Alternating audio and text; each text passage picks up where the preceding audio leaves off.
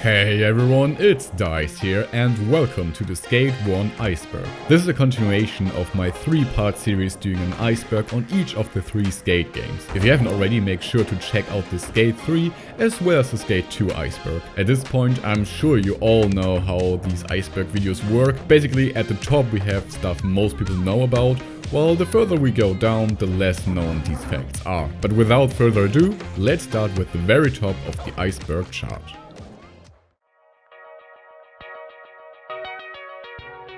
Can't get off your board. Remember how you literally get an achievement in Skate 2 if you get off your board for the first time?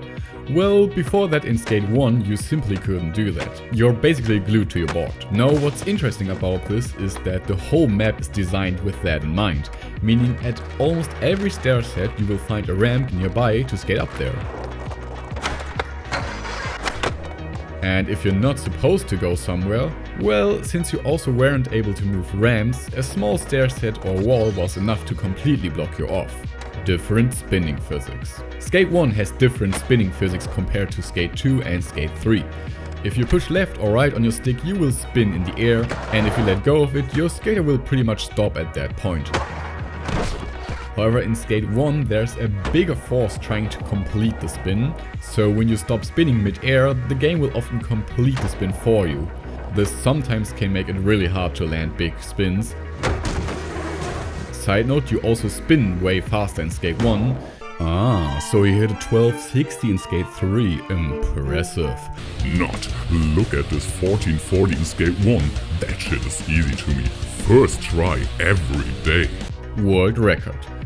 The current speedrun world record to beat Skate 1 as fast as possible is sitting at 59 minutes and 40 seconds and is held by Syphrus. But as you can see, at the moment there are only a total of 13 runs on the leaderboard. While Skate 3 and Skate 2 have different categories, Skate 1 only has the 100% career option. The run starts at the very first mission and ends when you play through the main career and get to the skate icon text. Please notice that this is all probably gonna change in the future, so I suggest you to just check out the latest world record. Demo out of bounds. Yeah, just like the Skate 2 and Skate 3 demos, you could also get out of bounds in the Skate 1 demo. All you have to do is skate to this part of the demo area to unload the other side of the map, then skate all the way back over here and jump into this fence. Now, quickly enter the replay editor and rewind back to when you were at the other side of the map. This will unload the current area again, so if you now leave the replay editor, you simply go through the fence and congratulations, you made it out of bounds. Have fun exploring everything, but beware of the infinite fall of doom. Yeah, there's literally no reset timer on the Xbox 360 version of the demo. Hippie flips. Of course, just like in Skate 3 and Skate 2, hippie flips are also a thing in Skate 1. While Skate 2 actually mentioned them in the loading screen tips, Skate 1 went even further and had this cutscene of Mark Gonzalez doing this super sick kickflip hippie flip. I really love how the developers decided that even though a hippie flip is not an official trick in the trick book, they would still show you that it is possible to do them. By the way, if you want to watch more hippie flip stuff, I suggest you to just watch Cypher's video about them or check out Fleurs' channel in general. Different aesthetic.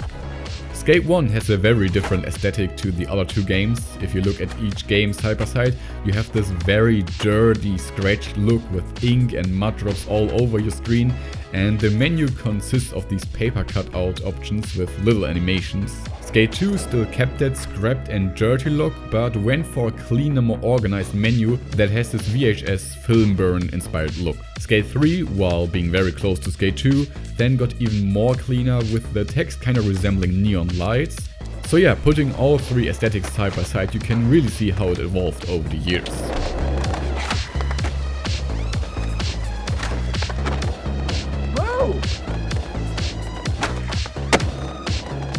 Crossover glitches. There are many crossover glitches in Skate 1, by that I mean glitches that work in Skate 1 as well as in Skate 2 or 3. Good examples are the 360 hard flip pop, the late flip pop,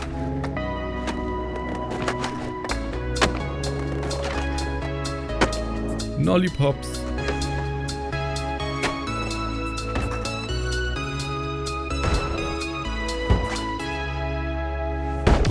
360 reverts,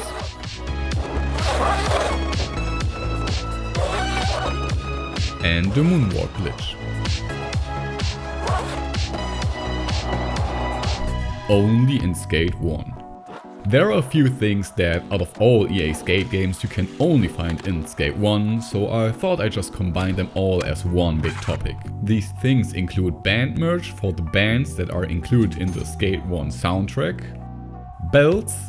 Yeah, there are literally no belts in Skate 2 and Skate 3, but in Skate 1 you can actually put some on your skater. A setting to change all measurements from feet to meter. The next one is all stats for all tricks you have done. You know how in Skate 3, for an example, it shows you how many tricks you have done in total? Well, in Skate 1 you can actually see which trick you have done how many times, so that's pretty cool. And finally, the best of them all, team sponsorship videos. Skate 1 is the only game out of the 3 main titles to have small in-game team sponsorship videos. I personally always love these, seeing them is super inspiring and kinda gets you hyped to also hit some sick tricks in the game. Going down the tip of the iceberg. Out of bounds. In Skate there are many places where you can get out of bounds. Many of these walls are not really that high, so a simple 360 hard flip hop will be enough to get over them. Now the cool thing is that you won't get resetted when you touch most of these out of bounds areas, meaning you can just skate all over the place and explore everything. The only downside is that you push super slow on grass, but if you're dedicated enough you can actually get to some cool places like this super big mountain.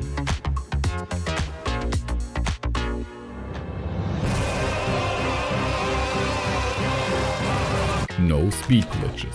Yep, you heard that right. There are no speed glitches in Skate 1. Well, almost. There are 2 exceptions. See, in Skate 2 and Skate 3, pretty much all speed glitches involve you getting off and back on your board. Like in Skate 2, where you do an ollie, get off your board, and then with the right timing get back on, which squeezes the board underneath your feet, resulting in a speed glitch. Or in Skate 3, with the many different speed glitches. Okay, but now what about Skate 1? You can't get off your board in this game, so what speed glitches are there? Well, first of all, you can do nollie pops and hold your left stick up, which will gain you speed over time. It's kind of surprising how good this one actually works. And the second one involves you doing a nollie into a wall at just the right angle, but this one is way harder to do. Nollie super pops. Speaking of the nollie wall speed glitch, if you just go straight against the wall and time your nollie just right, you will get this little pop glitch that can actually get you quite some height. If you do this on small rails like these at the community center and get the nose of your board just underneath it, it can result in even higher pops. Both of these are quite hard and mostly just luck, but still fun to do. Replay editor. The replay editor of Skate 1 was quite good for the time, but looking back at it, it also had some quite harsh limitations. For an example, you were only allowed to choose between 5 different cameras, so filming some good lines with the advanced camera and keyframes, nope, get used to only using these static options.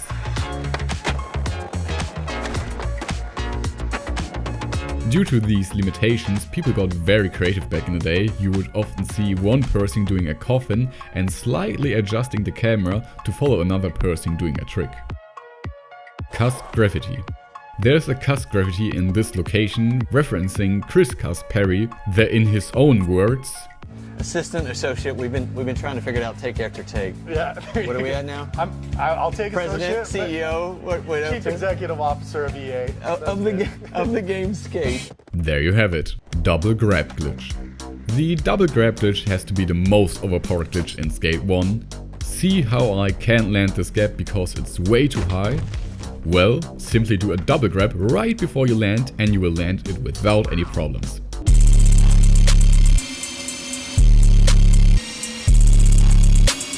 But all jokes aside, you can hit some pretty wild gaps with this.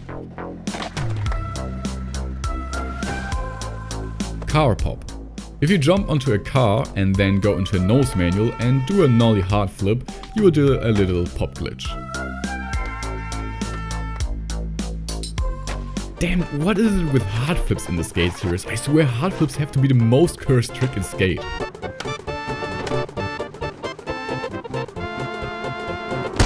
Emulator. Just like Skate 3 and Skate 2, you can play Skate 1 on the RPCS3 emulator. This has many upsides like a way better frame rate and mods. For an example, the FreeCam mod that came in very handy for this video, or a HighCam mod that finally lets you play this game in HighCam. Besides that, there's a lot more stuff that can be very fun to play around with. Secret spots.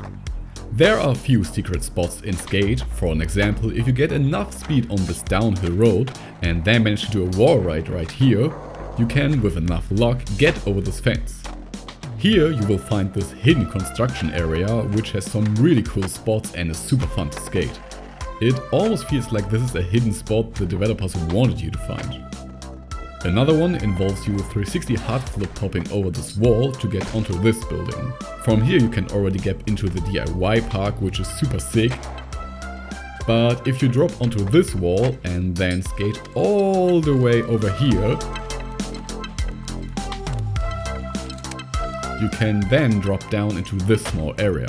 This spot is super weird because it even has these tables set up, so it kinda looks like this was an area that was supposed to be accessible in the main game, but was scrapped and left behind these walls. Respawn height glitch. Talking about overpowered glitches, the respawn height glitch lets you go pretty much anywhere you want. Simply set a marker and bail over and over again. With each time your skater will gain a little bit of height, and after some time you can just go AFK and let the game increase your height over and over.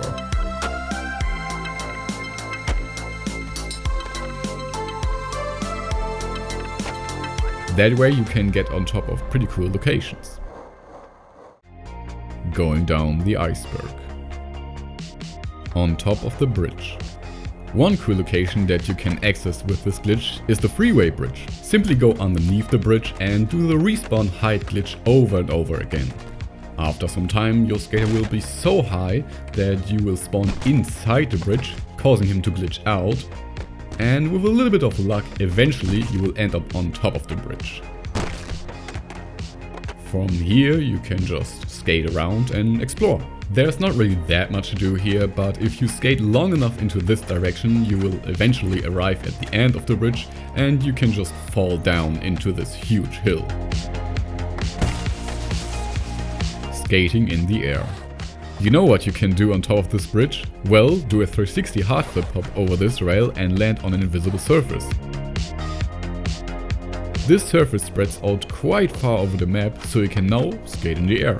Now there's not much to do here, but it's kinda sick to skate around these houses, until you fall down to your death. Or not. Cheat codes. Like in every other Skate game, Skate 1 also had some cheat codes. One of the cheat codes lets you unlock all characters for free skate and party play. The second one will unlock all locations.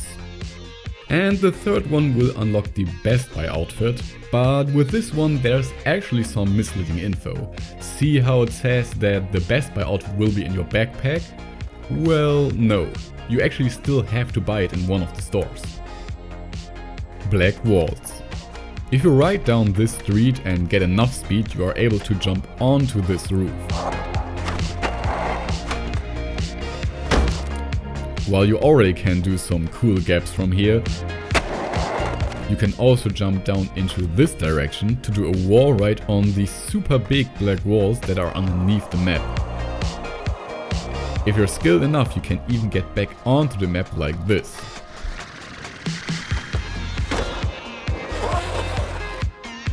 .540 flat. Since you spin a little faster in Skate 1, it is actually possible to land a 540 on flat ground. For that you just have to use a tail grab, which is shifted in the opposite direction in that you're spinning, and then do a stale at the very last second.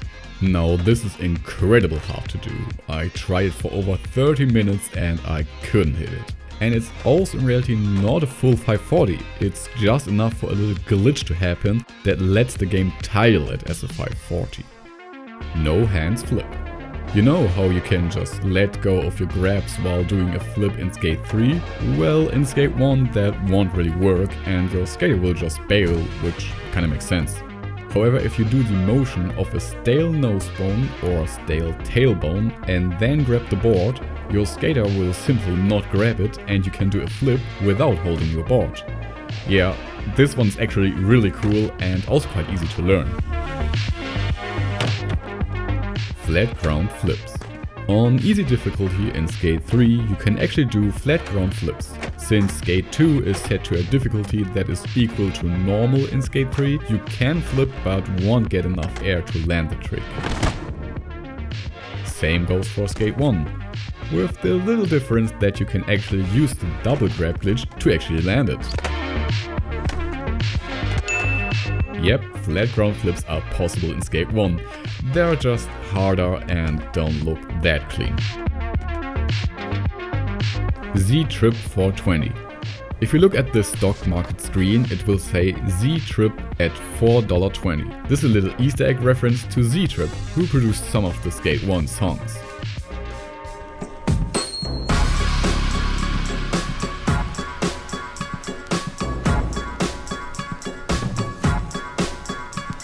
No clip stairs. If you ride up this location, you will find a house with a stair set in front of it. And while this house might look like every other one, it has one difference.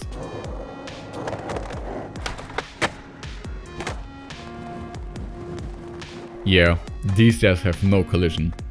So if you just skate along and happen to ollie up into these stairs,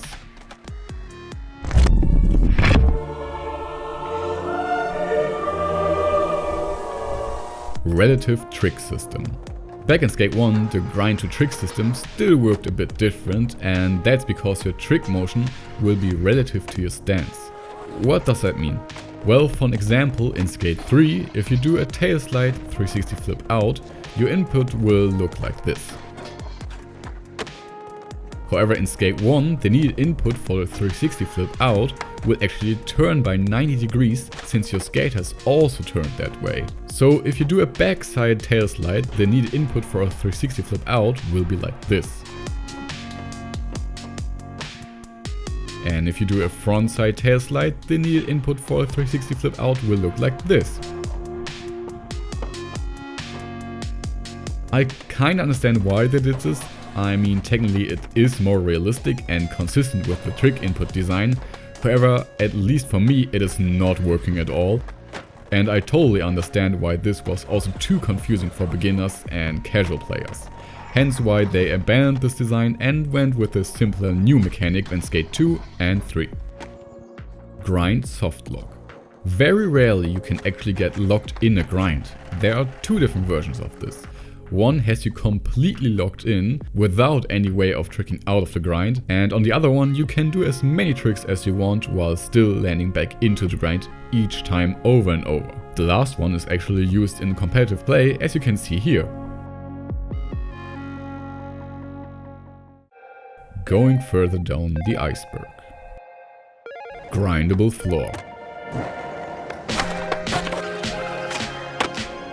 Near the store, if you aim directly at the transition from floor to bank, right where these two planes meet, you can actually grind the floor. This is not really useful, except for if you want to include in a cool looking line.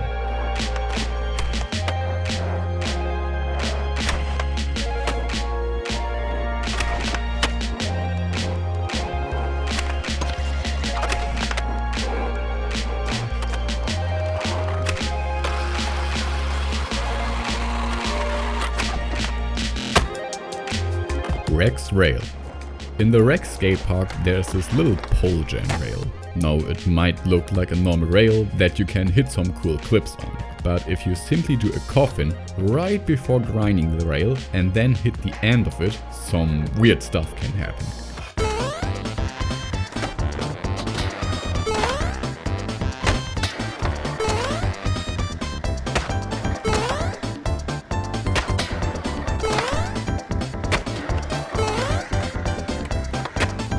With some luck you can even add a trick to the small bounce glitch, resulting in some cool looking tricks.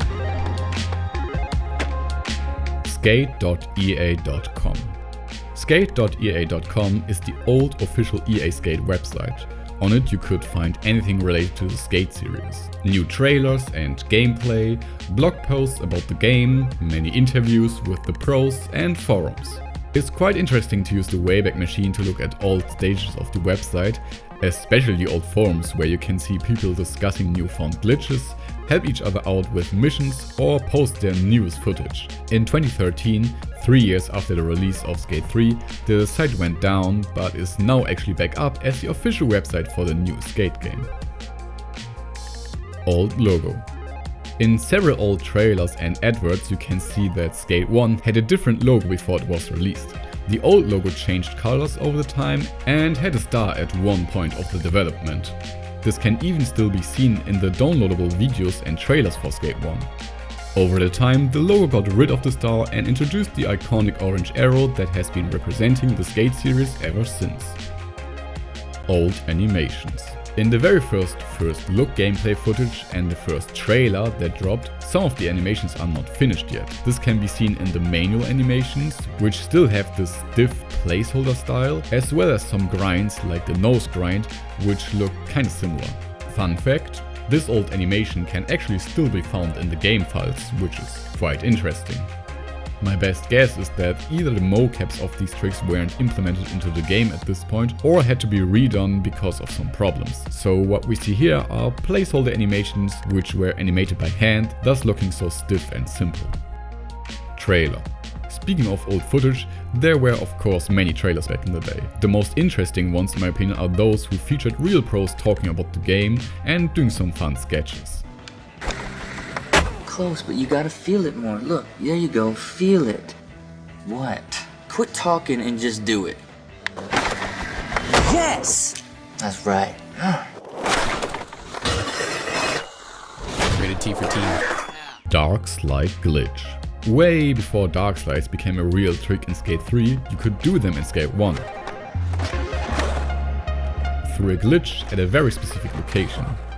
If you go to the community center and do a board or lip slide at this red handrail, at the right angle, your board will flip upside down, making it look like you're doing a dark slide.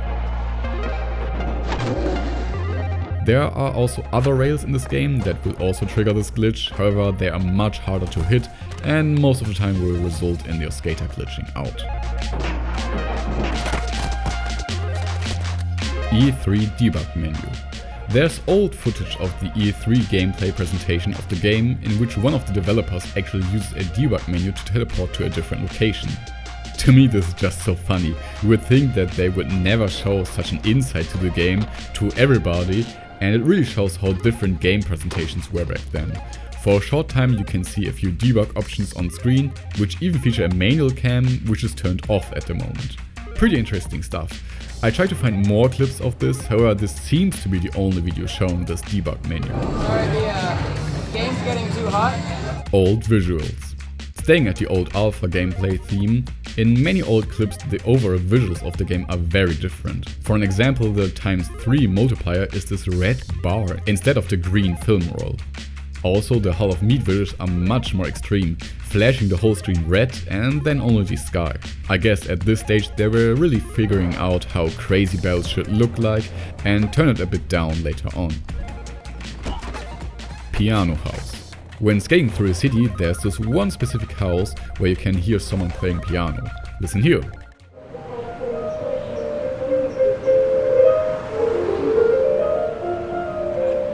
This is just a little Easter egg which I really liked since it makes San Van feel that much more like a real city. And there are also a few cool spots around this house.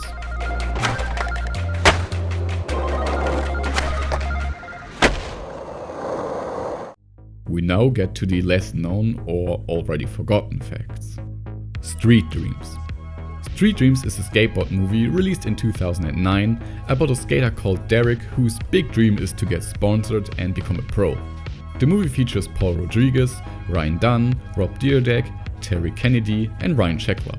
Okay, but what does this movie have to do with skate? Well, in the movie they actually play Skate, making it the first, and as far as I know only, movie to feature one of the Skate games. But not only that, the game actually is quite important to the plot. At the very beginning, Paul Rodriguez, Derek Cabrera, does his 360 flip crooked grind on a handrail, which Rob Dyrdek, Troy, says is impossible. Well, at the very end, when skating at Tampa, Derek actually hits a 360 flip crooked grind and has the whole crowd cheering for him and becoming a pro from then on. The movie is alright. I mean, it got like 6 stars on IMDb, so yeah, check it out. Concept art. Just like with Skate 3 and Skate 2, Skate 1 also had concept art and old UI mockups which were released with the years. And while there's not as much concept art out there for Skate 1, it's still interesting to see how, for an example, they actually molded the shape of the art gallery with clay first.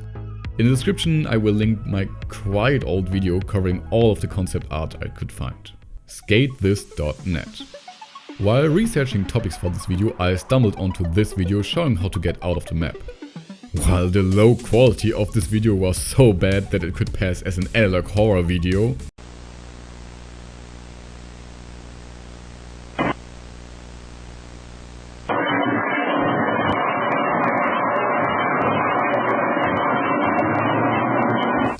the more interesting thing was this link, Skatethisnet, an EA Skate community site. Now, I have never heard of this site before, and of course it's long gone now. But thanks to the Wayback Machine, I could look at what the site was like back in the day. The site seems to have been online from 2007 to 2009 and mostly featured people discussing the Skate game, showing off their footage and talking about an upcoming second installment of the Skate series. What a great time. It really shows how different the internet worked back then and how connected players were through these self-made websites. And wouldn't it have been for this 16-year-old super low quality video mentioning the site, it probably would have been totally forgotten by now. I wonder, does anyone who is watching this video actually remember this site? Maybe even had a profile on it? Let me know in the comments. Earsnot Iraq. Earsnot is a graffiti artist who found the graffiti crew Iraq. He and his crew were very influential to the graffiti and street art culture.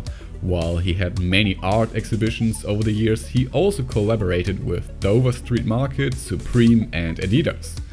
Now if you go to the DIY park in Skate 1 and go over to this bank, you can actually find an Earsnot graffiti right here.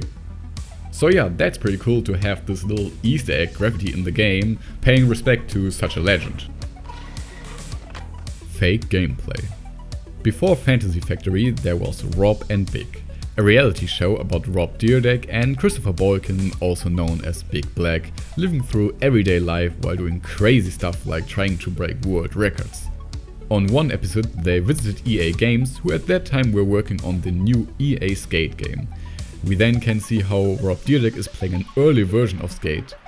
However, we don't see actual gameplay footage, but rather an animation which kinda looks like a cutscene. So my best guess is that they were either not allowed to show the current early stage gameplay of the game, or they just decided to show this animation instead since it looked way better. To the viewer of the show, it then looks like Rob is playing this new Skate game which looks totally awesome, maybe hyping up the audience to buy it once it releases. After that they even go to the motion capture studio to record some animations for the game, which you can also see in the credits of Skate.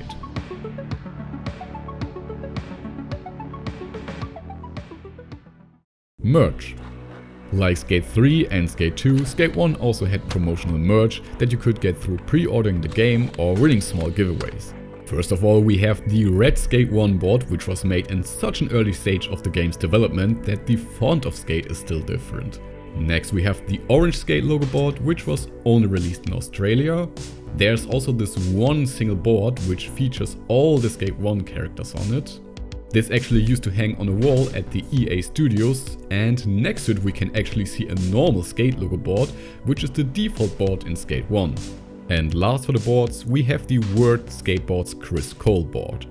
there are only 3 of these in existence, and you could win them back in the day by pre-ordering Skate through the Swiss online shop or by sending in a postcard with the word Skate on it. So that's crazy. Oh, and by the way, it's super interesting to see that on the side you can see how they advertise the game with the alpha screenshots that look very different to the finished game.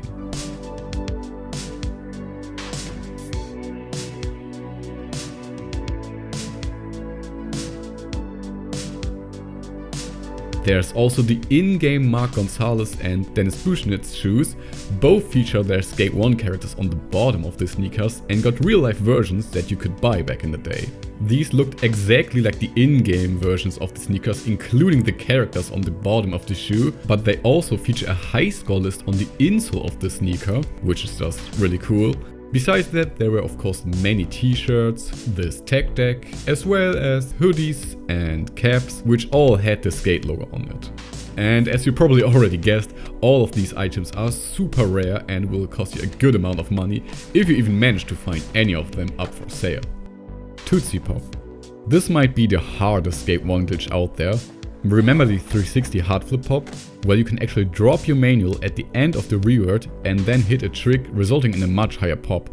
Basically, the lower your manual is, the higher your pop glitch will be.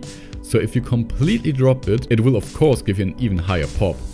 Now if you then do the switch, you will get a Tootsie Pop, which is so high that you can't even land it anymore. And if you want to know how hard this glitch is, well, at the moment you can find a whole 2 videos of people doing it. I tried it myself and yeah, I'm not good enough for that. First gameplay video. Look at this video. Someone skating at a community center. Notice anything special? No? Well, what you're looking at is the very first ever uploaded gameplay of Skate. Everything before this is coming directly from EA through game presentations and reviews.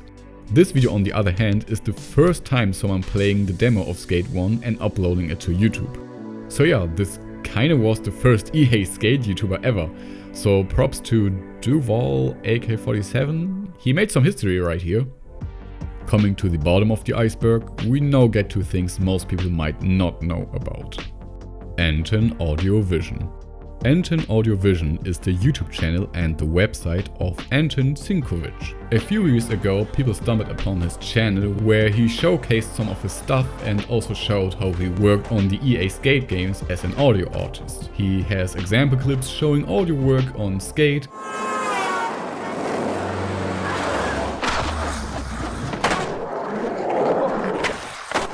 as well as how he worked on the dialogue engineering of the NPCs. Cool thing about this is that we can actually see some concept arts for the Skate NPCs. He even seems to be working, or at least has worked, on the new Skate game, which is super cool to see. PS3 Motion support. While watching old Skate 1 EA3 interviews, one thing really caught me off guard. On the PS3, you don't have to use the left stick to control your body. You can just be holding that thing, throwing tricks with the off the board, steering just by tilting the controls, pulling it back to get into power slides, pushing it forward to pump through transitions for more speed. What? This is a thing? I immediately turned on my PS3 starting Skate 1 and it works. How did I not know about this? Yes, indeed, you can actually use the controller's motion function. As far as I know, this is never mentioned in the game or in the menu that comes with the disc version, but maybe I'm also just overlooking it. Is this a thing everyone except me knows about? I can't be the only one that had no clue about this. Cow. While archiving the old Skate 1 demo and making it playable again for everyone, some people were going through files looking for anything interesting and suddenly... What is this? A cow? Why is there a cow in the Skate 1 demo files? After some time, they managed to make Bessie the Cow a playable character in the demo. However, the model had no textures.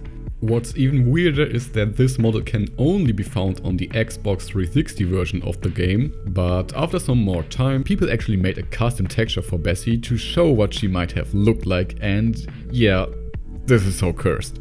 Speaking of cursed, follow Cursed Skate 3 Images on Twitter. and it still would take almost another year for the community to figure out that this model is actually the playable character cut morph from SSX1. So of course someone also mapped those textures onto the Skate 1 model and made it a playable character. So yeah, Bessie the Skating Cow is actually canon in the Skate universe. Mobile game. Skate 1 actually had a little mobile game, and you're probably thinking smartphone game, but no, the year is 2007. You gotta text Skate 3 to 22123 to get the game. Skate 3? Wait, I thought this is Skate 1. Well, the game looked like this. Yeah, essentially the game is a side-scroller that features two game modes. Thrasher mode, in which you complete challenges to land on the cover of the Thrasher magazine, and Free Skate, where you can just skate around and have fun. The funny thing about this game is that it was actually released before Skate 1.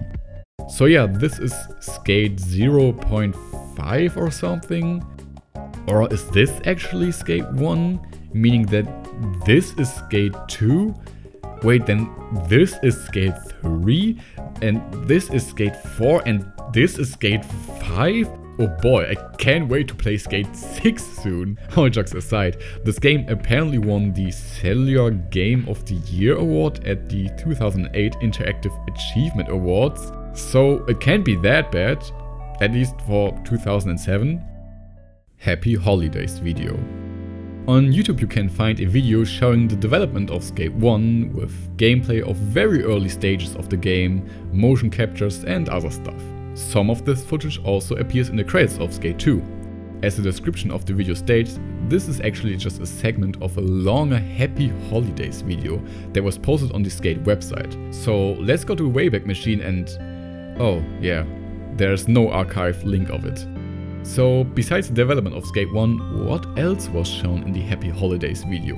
6th gen development. Remember this video talking about the controller motion support for the game? Well, in it he also states the following. This is a next-gen only game. We looked at current gen. We couldn't do what we wanted to do to bring the feeling to life. So it's only a next-gen game. Yeah, apparently when first starting to work on Skate 1, the initial idea was to release it on the current gen of consoles, meaning the 6th gen, so original Xbox and PlayStation 2.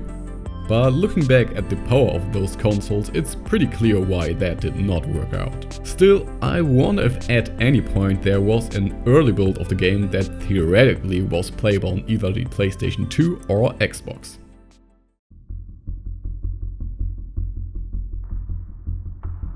Lost media music. If you use the train to travel to the station Rollingwood, you will come out right in front of the community center. If you then turn to the right and follow this little pathway, you will eventually end up in this backyard park area that has some nice spots to skate and even this little half pipe which skates super well.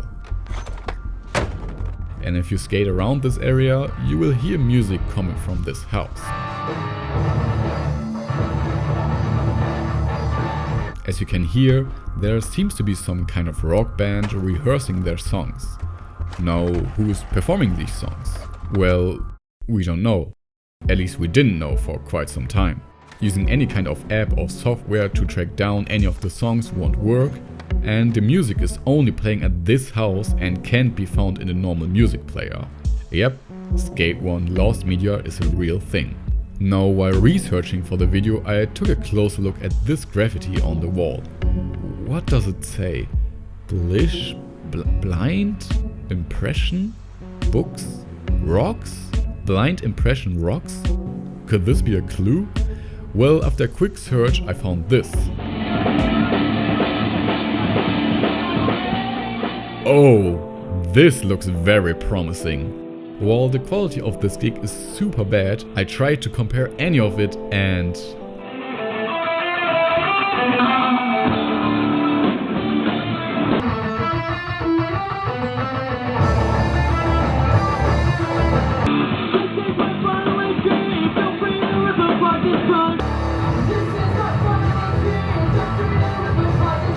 jackpot. So, who is Blind Impression? Well, it's none other than the high school band of the lead singer of the band The Story So Far. I then searched through the credits of Skate, and after watching it for a long time, eventually we get to the music of the game, and would you look at that. Yeah, we definitely made this a lot harder than it was. I mean, the songs were always right there, we were just kinda blind. The only question left is, how did these songs get into the game? Well, after some digging, Nick actually found an article about how it went down. In it there's a full interview with lead singer Parker Cannon. Dude, we broke up, man. My impression broke up right around the time that TSSF got started because, you know, just wanted to go a different musical path.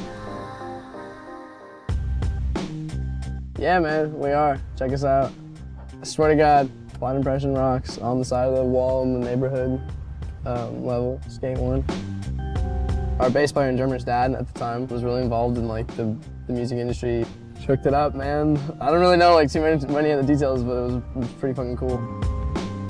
I was stoked, man. A lot of the skate noises in that game came from like some of my friends that were like skating in the backyard, like it was recorded in the backyard. So like a lot of the grind noises and little stuff, so Skate left my mark on it. So yeah, I guess this lost media music case, which in reality never really was a lost media case, is now solved. Okay guys, that includes the iceberg for Skate 1. I really hope you enjoyed it. Again, if you haven't already, be sure to check out the Skate 2 and Skate 3 iceberg. I'm quite proud of both of them. And yeah, this concludes the 3-part iceberg series for each of the main titles. Who knows, maybe one day far into the future I will do one on the new Skate game. But until then, please consider subscribing to my channel for other Skate 3 videos. Also, if you would give this video a like, comment, share, that would be much appreciated and really help out my channel. But anyways, thanks for watching and I will see you in my next video. Bye!